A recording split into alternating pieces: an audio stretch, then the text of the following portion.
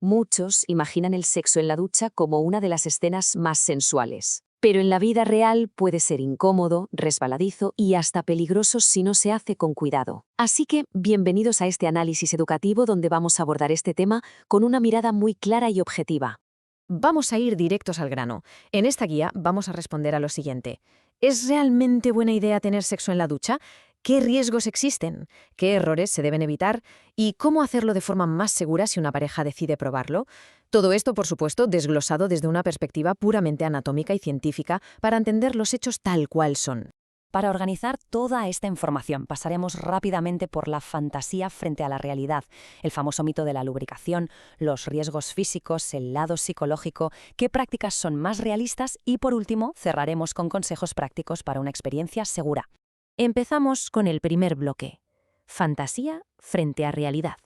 El mito del cine. Todos tenemos en la cabeza esa imagen típica de Hollywood. Agua perfecta, cuerpos mojados, todo fluye sin el más mínimo esfuerzo. Pero claro, en la realidad, hablamos de dos personas intentando encajar en un espacio más bien minúsculo. Tenemos el jabón que irrita los ojos, los resbalones constantes y, seamos sinceros, bastante torpeza. La intimidad en este entorno no es solo cuestión de dejarse llevar, requiere muchísima estabilidad y sentido común. Pasamos al bloque 2, el mito de la lubricación, o el gran problema de la fricción. Y aquí viene el primer error. Es súper común pensar que, al haber tanta agua, la lubricación está garantizada, ¿verdad? Pues nada más lejos de la realidad. El agua de la ducha literalmente arrastra y elimina la humedad natural del cuerpo. Y ojo, que usar jabón, gel o champú tampoco es la solución.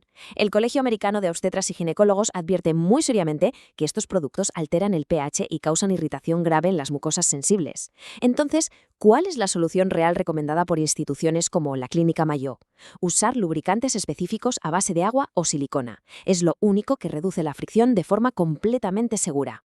Esto casi nadie lo piensa antes de probarlo. Resulta fascinante cómo esa falta de lubricación en la ducha coge por sorpresa a tanta gente. Pensemos, por ejemplo, en prácticas como el sexo anal, donde no existe lubricación natural de por sí. Ahí el agua empeora enormemente el problema de la fricción. Sin el producto adecuado, lo que debería ser algo totalmente placentero se convierte en un riesgo de dolor y lesiones. Sección 3. Riesgos físicos. Aquí entramos en el terreno de los preservativos y la inestabilidad bajo el agua. Es fundamental tener algo cristalino. El agua cayendo no evita nada. Los CDC y el Servicio de Salud británico confirman que el agua no mata los espermatozoides dentro del cuerpo. Y por supuesto, no protege frente al VIH, el virus del papiloma, el herpes o cualquier otra infección. El gran reto aquí es el preservativo en sí. Entre la falta de visibilidad por el vapor y lo inestable que es el suelo, colocarlo bien es todo un desafío. Es muy fácil que resbale, se salga o se rompa. Y un recordatorio vital. Nunca, jamás, hay que usar lubricantes a base de aceite con preservativos de látex, porque destruyen el material al instante. Para entender el riesgo físico del que hablamos, fijémonos en este número, 200,2. Esa es la tasa de lesiones en el baño por cada 100.000 personas en grupos de 85 años o más, según datos de los CDC.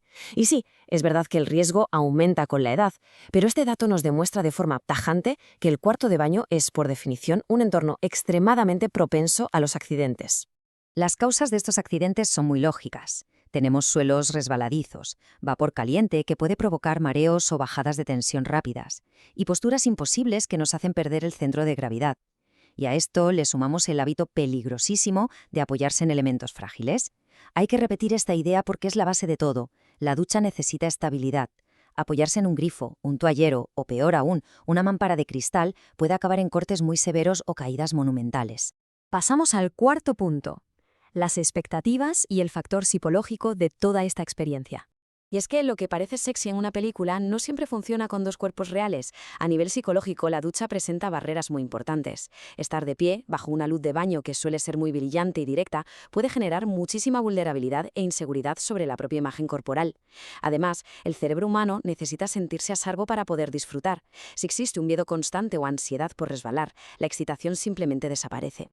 Llegamos a la quinta sección, prácticas realistas y el indispensable papel del consentimiento.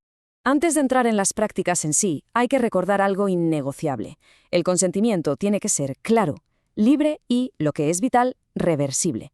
El simple hecho de entrar en la ducha con alguien no significa que se haya dicho que sí a absolutamente todo. Los deseos pueden cambiar a mitad de la experiencia y no pasa nada. Comunicarse, parar o redirigir el momento es parte esencial de una sexualidad madura y sana. Entonces, ¿cómo lo hacemos de forma realista? Pues cambiando el chip. La intimidad bajo el agua no tiene por qué implicar la penetración en posturas acrobáticas. Hay alternativas fantásticas: besos, caricias, masturbación mutua, juegos previos o algo tan sencillo e íntimo como lavarse el pelo mutuamente. Validar estas prácticas no penetrativas como experiencias completas es un gran paso. Quita toda la presión de encima y permite una conexión real, segura y muchísimo más cómoda. Y finalmente, sección 6. Consejos para una experiencia segura. Este punto es clave para evitar molestias y accidentes. Vamos a convertir toda esta ciencia en una lista de verificación muy clara. Primero, el uso de una alfombrilla antideslizante es innegociable para asegurar el terreno. Segundo, mantener siempre los 2 pies firmemente en el suelo. Nada de levantamientos raros ni de apoyarse en las mamparas. Tercero, usar desde el minuto 1 un lubricante adecuado, de base agua o silicona. Y cuarto, parar inmediatamente a la menor señal de dolor, ardor, mareo o incomodidad. Si la ducha no resulta cómoda, no hay ninguna necesidad de forzar la situación. Y un dato educativo que sorprende a bastantes. En el caso de usar juguetes sexuales, hay que saber que resistente al agua no significa lo mismo que sumergible. Es súper importante comprobar las instrucciones antes de meterlos bajo el chorro de agua. Y otra cosa, si se utiliza lubricante de silicona, cuidado con el material del juguete, porque este tipo de lubricante puede deteriorar y deshacer aquellos juguetes que estén fabricados también con silicona. Para cerrar esta explicación, nos quedamos con esta reflexión que resume a la perfección todo lo que hemos visto hoy. El sexo en la ducha no tiene que parecerse a una escena de película para ser válido. Puede ser simplemente un momento de intimidad, juego y conexión. Lo importante no es hacerlo perfecto, sino hacerlo con seguridad, consentimiento y comodidad. Entender la diferencia entre la fantasía y la realidad nos da el poder de tomar decisiones informadas y disfrutar sin sustos. Y después de analizar todo esto, ¿qué otros grandes mitos del cine romántico crees que no sobrevivirían a la prueba del mundo real?